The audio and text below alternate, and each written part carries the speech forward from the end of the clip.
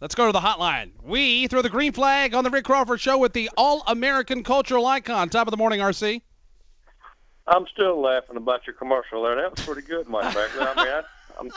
I mean, I was trying to practice that as you were saying it, and I got it all messed up. I didn't know Super Silver and all this kind of stuff. And then you go into IHateSuperSilver.com. Well, so, I mean, what in the world was all of that about? Steven Singer's Super Silver shipping from Center City, Philadelphia. Good grief. Oh, my gosh. I mean, don't hold your tongue while you're saying something like that. I mean, no. He's a broadcasting professional, Rick, and he proves it every morning here with us.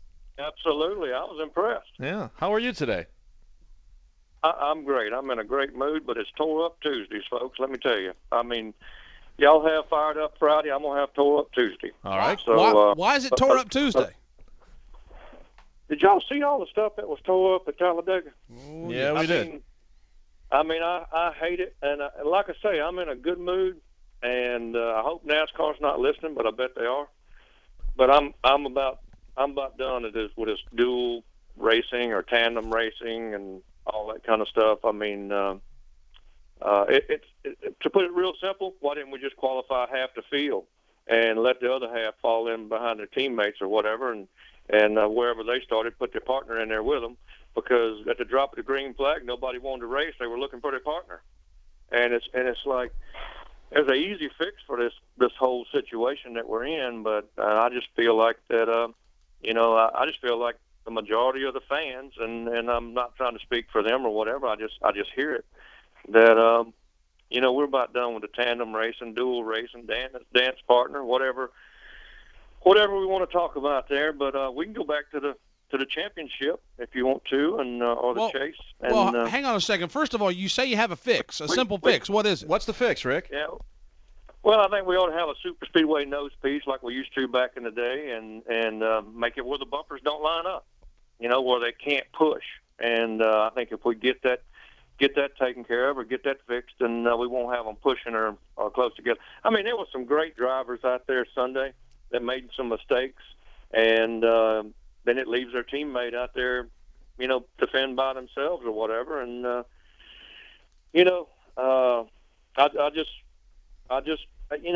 was interested in the race because, I mean, Talladega is my home track and all that kind of stuff, and I love NASCAR racing. But it's like I've seen enough of this, and I'm not trying to, like I say, I started the show out in a really good mood, and it's like, but I'm not a fan of that kind of competition. I think that the last half a mile of the race was good, but at the same time, the other 499 miles were this one helping another one and wrecking, and if you didn't know how to push or wasn't a good pusher or wasn't a good leader or whatever, I mean, it still had a big one. And it still had a big wreck and all that. We really hadn't done anything, and those cars are still going multi-laps without having to change or even changing at all because of the lowering the water pressure in the radiator and all this kind of stuff to make them.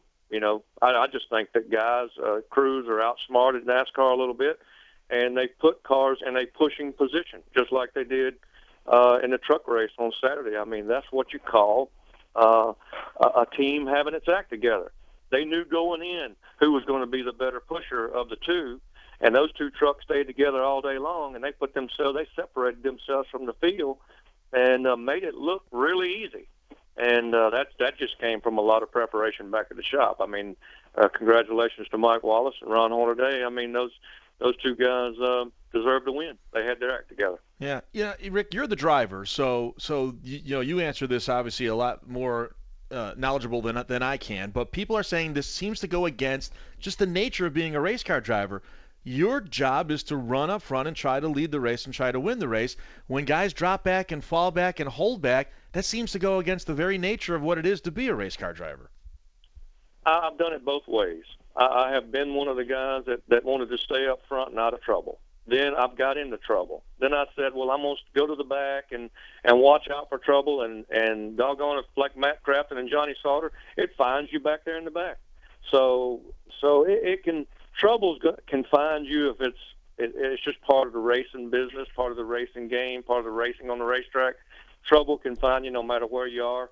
But my idea, I like to hammer down and go after it. But I like individual team racing, where when I wear a 14 shirt, that means I'm either pulling for myself or Tony Stewart. And it's like if somebody goes out in the souvenir wagon and buys a Dale Jr. shirt, he ain't got to worry about Dale Jr. pushing Jimmy Johnson to the finish line, because that really might not be his favorite driver. He wants to see his favorite driver win. And so, I just don't like the tandem team concept at the super speedways. I mean, it's taken away from the Buddy Baker style of racing, where when he drove for Bud Moore all those years, he had the fastest car on the racetrack. Bill Elliott had the fastest car on the racetrack. Bobby Allison drove Waddell Wilson's cars back in the day for Harry Ranier. He had the fastest car on the racetrack. The fastest car won the race. I think we need to get back to that the fastest car wins the race, not the help of a team. At the end of the day on Sunday, we still have Carl Edwards on top of the point standings. He increased it now a little bit over Matt Kenseth. Jimmy Johnson's now fallen 50 points out, Rick, and he's 7th in the standings. Is Jimmy Johnson out of this in your mind, and who's still in it as we go to Martinsville this weekend? Yeah, I hope he proves me wrong, but I hate to say it, but I think Jimmy Johnson's done. My idea of who's in the championship is the top 5. And so that's where my line's at, is right after 5th. And it's going to be we're going to another wild card race, folks. Equipment is going to be at a major demand here. Brakes, we all know how brakes, gears, transmissions, and all that goes forth at Martinsville. We also know you can get caught up in somebody else's mistake, and you don't have to really do anything wrong at Martinsville to be a lap down or 2 laps down or whatever like that. Have a bad pit stop, have a flat under green. You're gonna lose a couple 3 laps making a pit stop. At the same time, anything can happen. So I call this one of the other wild cards. I told you about it last week. So, but at the same time, I mean, it is in this point structure. It's going to be hard for him to make up that many points. Talk about Martinsville Speedway. You say it's another wild card. What's the key in your mind of getting around there and being in victory lane, whether it's Saturday in the trucks or Sunday with the Sprint Cup Series?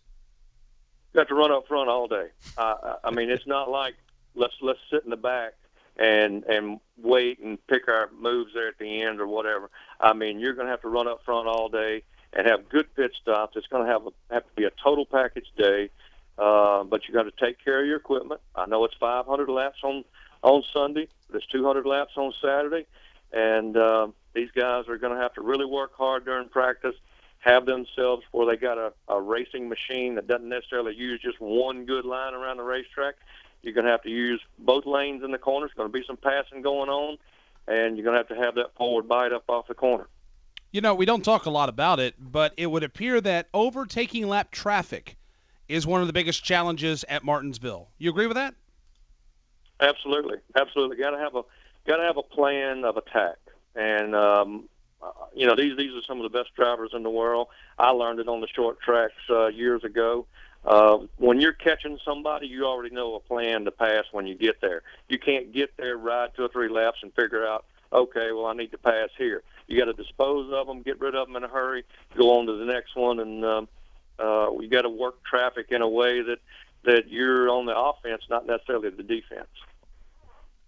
Well, we'll hope it all works out. So I'm sure it'll be exciting. That's for sure. And it's I love the schedule. It always Rick. is. I love the schedule. We go from this gigantic mammoth racetrack at Talladega to the little tiny paperclip in Martinsville. I love the way the schedule plays itself out.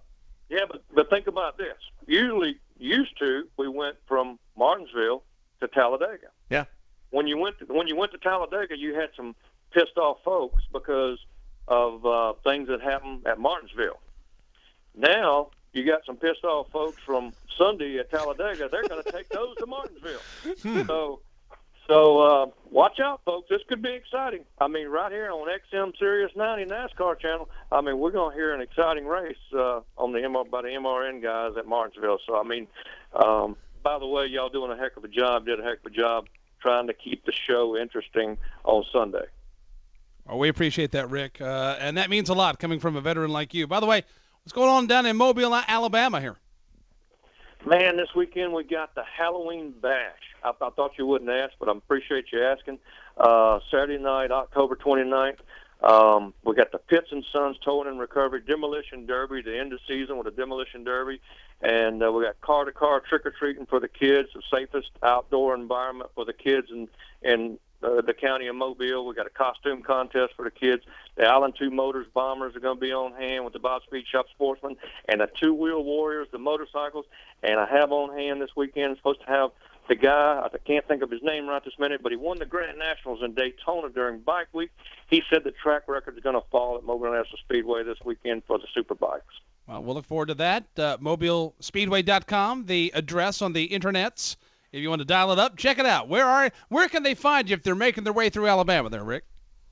Exit 10 off Interstate 10 West, go south 2 miles, and you can't miss it. Mobile National Speedway on the left as you're going toward Dolphin Island or Bila Battery, and everybody knows Bila Battery. That's from the movie Forrest Gump, because that's where he did all his shrimping, from Bila Battery, Alabama. So anyway, we're on the way, headed to Bila Battery. You just look to the left, can't miss Mobile National Speedway. Love them shrimp. Rick, thanks for the time. We'll talk to you next Tuesday.